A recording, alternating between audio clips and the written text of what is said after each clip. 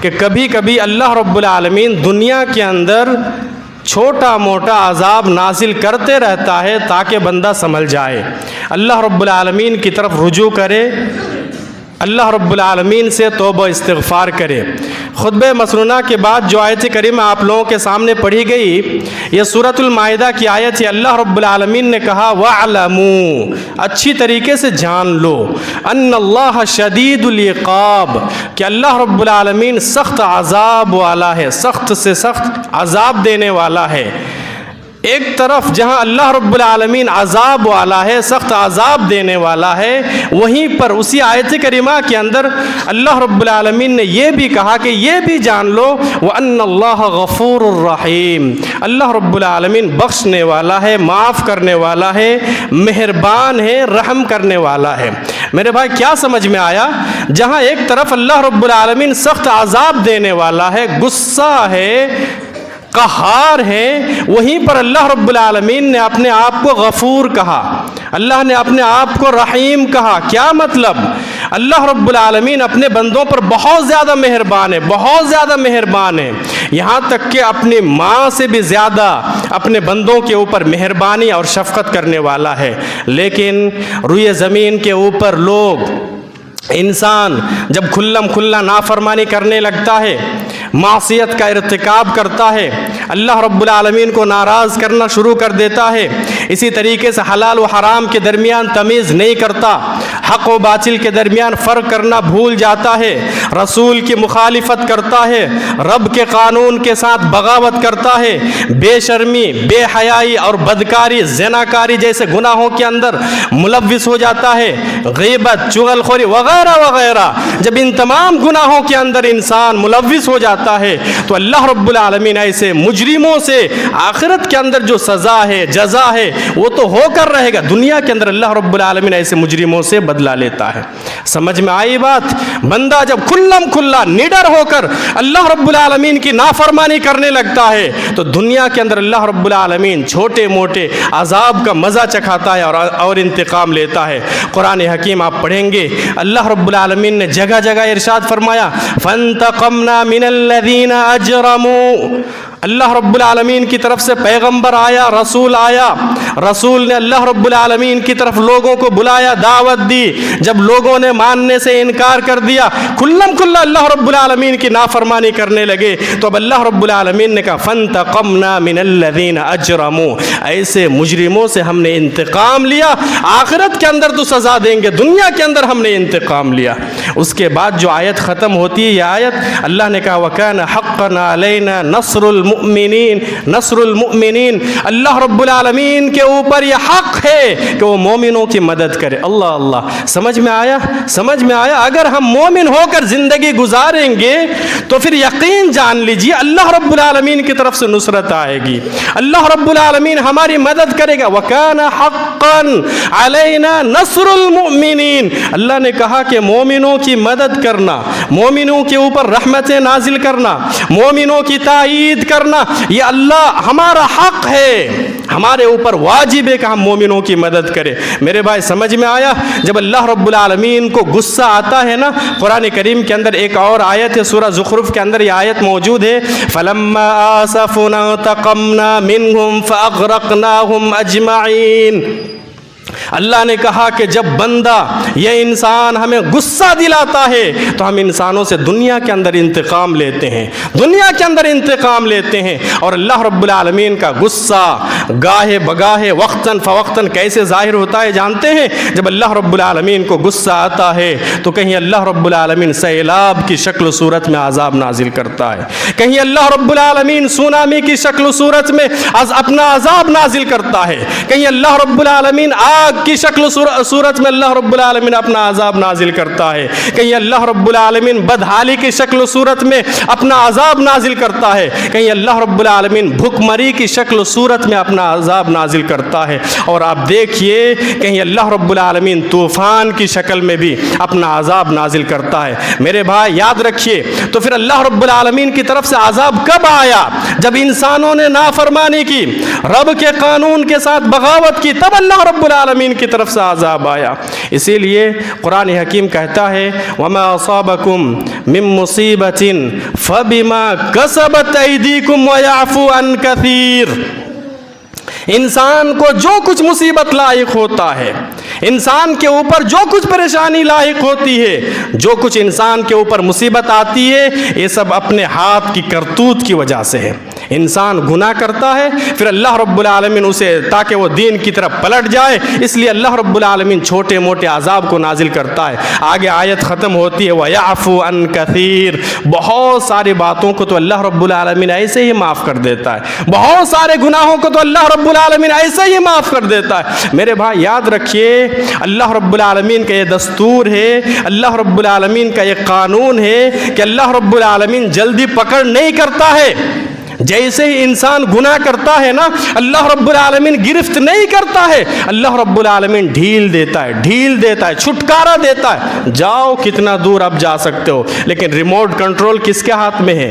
वो तो अल्लाह रब्बुल आलमीन के हाथ में है। और दुनिया के अंदर ये गुनाह करने वाला, ये मासियत करने वाला, ये जुल्म करने वाला बंदा क्या समझ रहा है, मैं तो ताकतवर इंसान हूँ, मुझे कोई पूछने वाला नहीं है, मुझे कोई सवाल करने वाला नहीं है। वो नहीं जानता कि सुपर पावर कौन है, अल्लाह रब्बुल आलमीन है।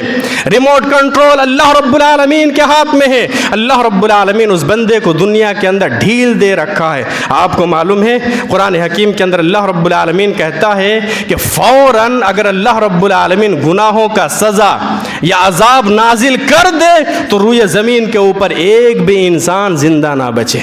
नहीं समझ में आया? हम गुनाह करते हैं, हम अल्लाह रब्बुल आलमीन की नाफरमानी करते हैं। मेरे भाई याद रखिए, अगर अल्लाह रब्बुल आलमीन फ़ौरन हमारा मुआख़ज़ा कर ले, हमारी गिरफ्त कर ले, हमें पकड़ ले, गुनाहों की सज़ा दे दे, तो रूए ज़मीन के ऊपर एक भी शख्स ज़िंदा नहीं रह सकता है।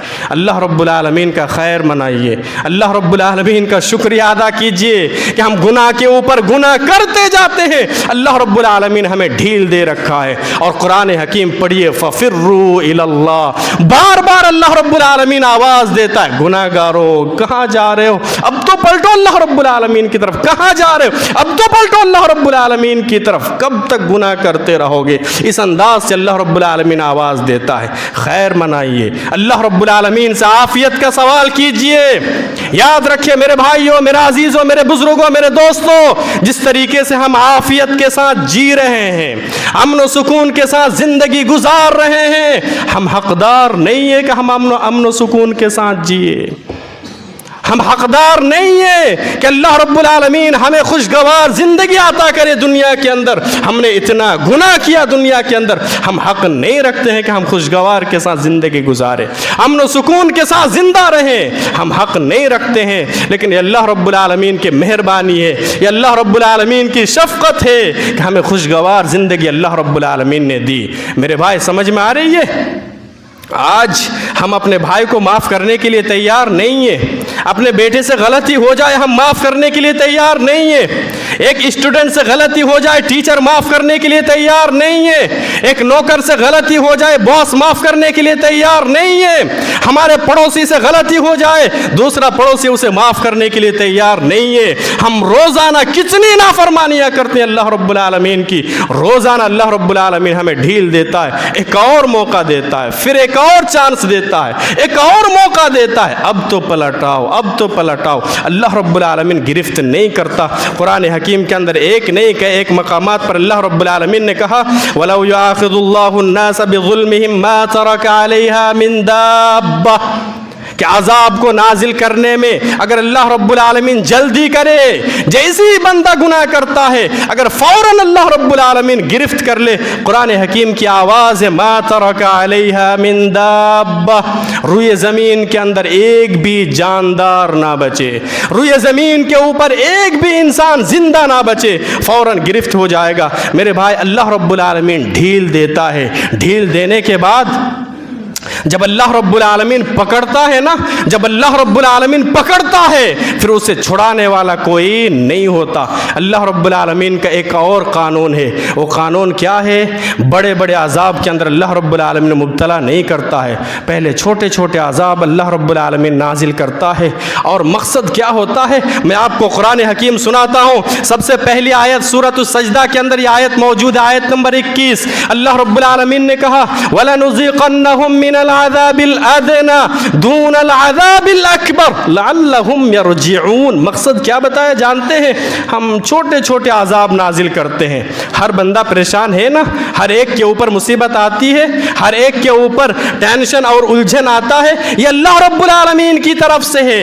بڑے عذاب کے اندر ہمیں اور آپ کو مبتلا نہیں کرتا، چھوٹے چھوٹے عذاب میں مبتلا کرتا ہے۔ اللہ کا مقصد کیا ہوتا ہے جانتے ہیں؟ لعلہم یرجعون، شاید کہ یہ بندہ دین کی طرف پلٹ آئے۔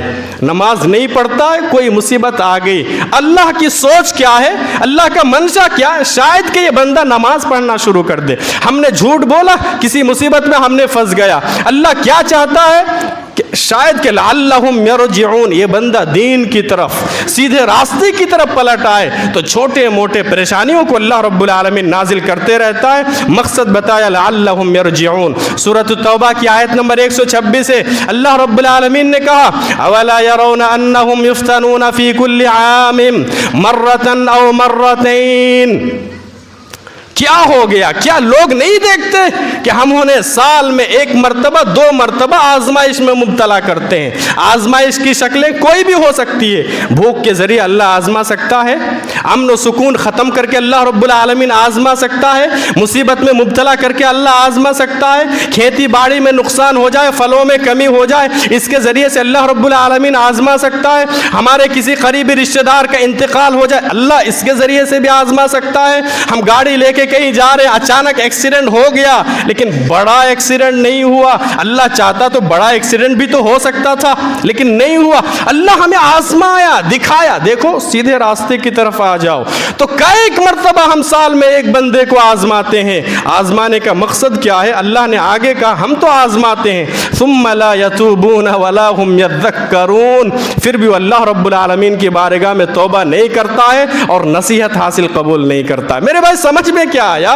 اللہ بندوں کو آزماتا کیوں؟ تاکہ بندہ اللہ سے توبہ و استغفار کرے، گناہوں سے معافی مانگے۔ اللہ آزماتا ہے کیوں؟